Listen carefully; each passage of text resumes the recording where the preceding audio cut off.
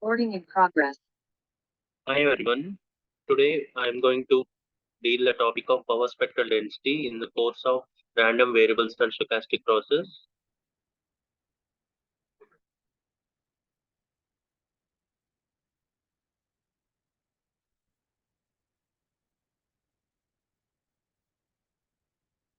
So, at the end of this lecture, students will be able to learn the learning outcome. So they will be able to learn the definition of the power spectral density, and they will get a good idea about the properties of power spectral density, which will be helpful in solving the problems. So firstly, how do we define the power spectral density? So as we know that the power spectral density estimates the power of a signal at different frequency.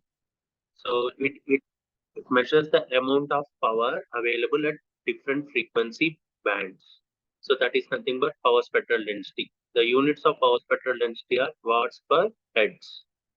So what is the benefit of computing this power spectral density? This will be very helpful in spectral analysis. So spectral analysis means it's a process of estimating the power spectrum of a signal from its time domain representation. So for a time domain signal, if we want to do the spectral analysis, generally what we do is we will compute the power spectral density and we will estimate the power at different set of frequency. We will see that visually in the next slides. So, so the frequency content of the signal, if I am particularly when we are dealing with the random process, so if I want to know the power, a particular band of power in a particular band of frequencies, so this power spectral density is a very useful tool in frequency domain analysis and finding the spectral characteristics. The most commonly used tool for spectral analysis is spectrum analyzer. So it will be available in the lab with the help of spectral analyzer. We can compute the power spectral density. So in the random process, it is very difficult to compute the power spectral density for entire random process.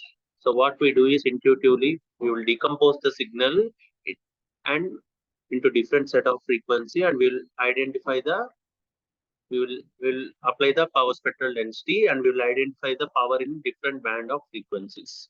So let us go through this slide. See here.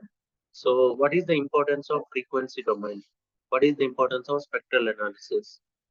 Assume the white light is in time domain and the spectrum which are in frequency domain. So the person who is standing in the time domain doesn't have good idea about whether white light consists of 7 colors or not. But the person who is standing in the frequency domain knows better information compared with time domain person. A white light is a composition of 7 colors.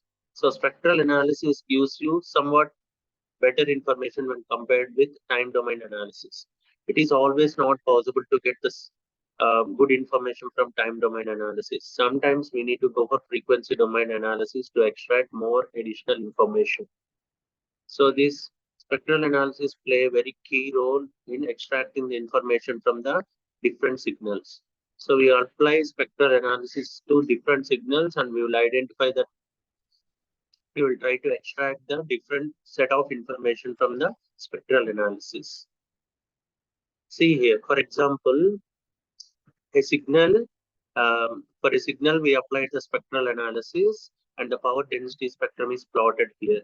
So from clearly you can see that x-axis denotes the frequency parameter, y-axis let us assume it as a power. You can see that at what particular frequency the power is dominating.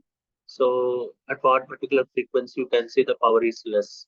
So clearly you can see that the power is very high uh, at 540 nanometer range, somewhere wavelength here, and somewhere here 620 meter, the power is 12. So you can see the intensity level. Intensity level, you can see there. So 550 nanometers, it is dominating. So you can see the power particular frequency can be obtained with the help of power density spectrum. So power density spectrum plays a very key role in spectral analysis. It is used in almost every applications.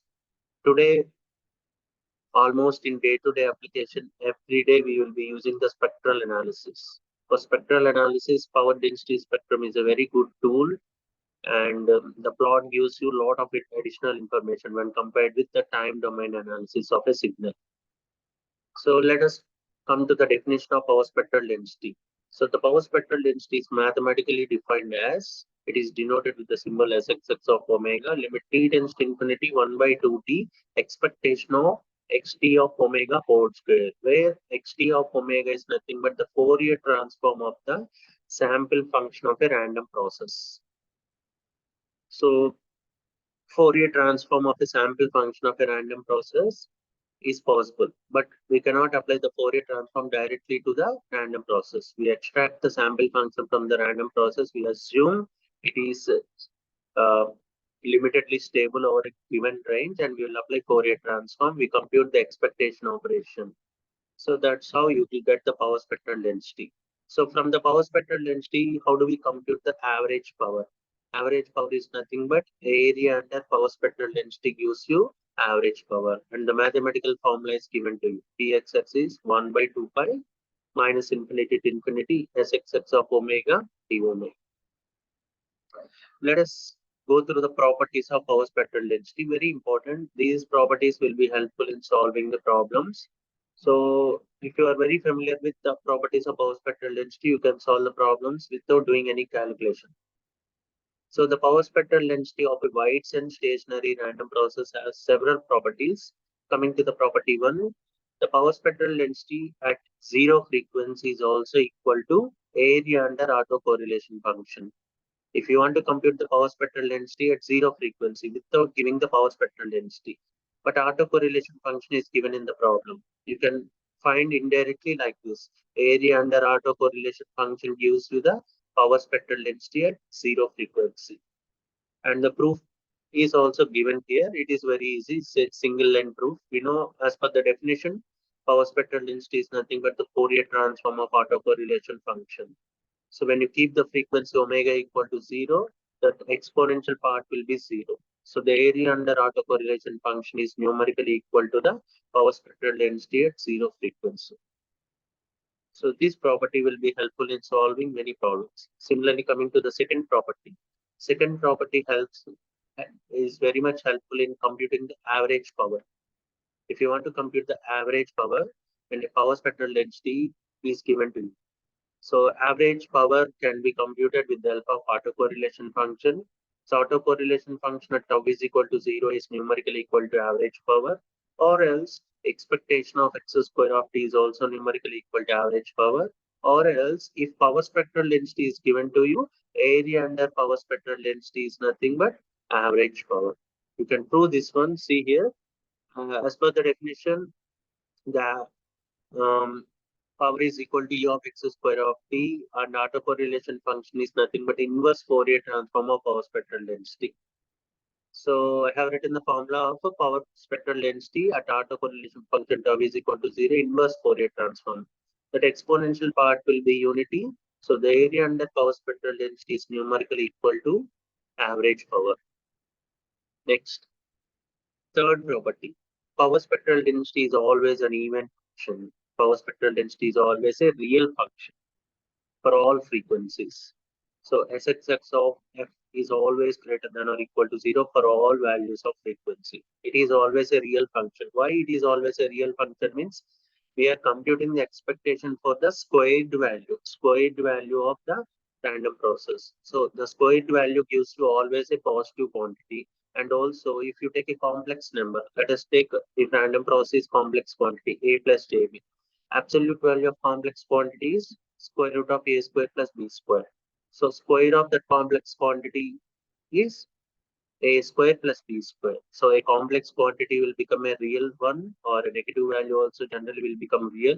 So always the power spectral density is always a real function, and it's also positive. It is also a non-negative function. It is also a non-negative function for all frequencies. And next important property, very important property, for real random process, the power spectral density is always an even function. For real random process, the power spectral density is always an even function of omega. So let us see the proof. Sxx of minus f is equal to Rx of tau e power minus j 2 pi of minus f minus tau. So if I replace tau with minus tau, if I replace tau with minus tau, I will get Rx of minus tau e power minus j 2 pi f tau d tau. So we know that the autocorrelation function is an even function of tau. Applying that property, Rx of minus tau can be replaced as Rx of tau. So replacing that with Rx of minus tau with Rx of tau, we will get Sx of minus f is equal to Sx of f. So the power spectral density is an even function of frequency. So visually also we can see here. So in the first plot, you can see Sx of f. You can see that two frequencies are available. One frequency is at Fc, another frequency at minus Fc. So clearly the graph is symmetrical about y-axis. So if a particular graph is symmetrical about y-axis, it is nothing but an even function. Similarly, in the second plot also you can see at the zeroth frequency, left half and right half are equal.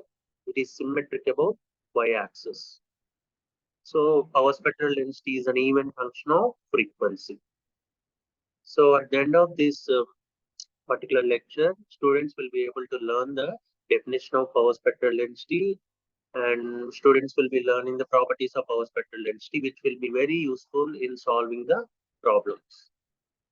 Thank you, everyone.